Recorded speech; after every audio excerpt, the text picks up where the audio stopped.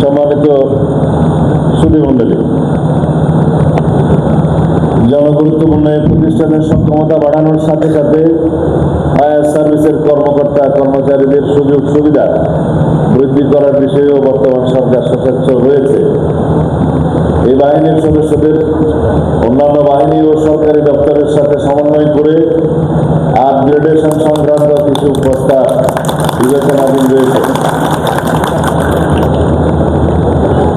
এই বাহিনীর সদস্যদের আবাসনের সমস্যা দূরীকরণে কর্মকর্তা ও কর্মচারীদের জন্য ঢাকা, মিরপুর ও সদরঘাটে 2টি বহুতল আবাসিক ভবন নির্মাণের প্রকল্প বাস্তবায়ন পর্যায়ে রয়েছে।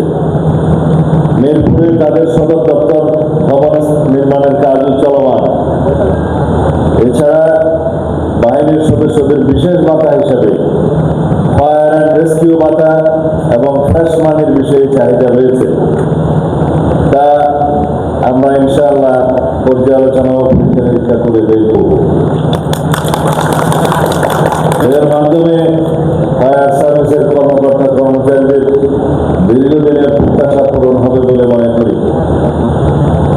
প্রিয় সহকর্মীবৃন্দ, আজ ফায়ার সার্ভিস ও সিভিল ডিফেন্স সপ্তাহ 2026 এর শুভ উদ্বোধন অনুষ্ঠান।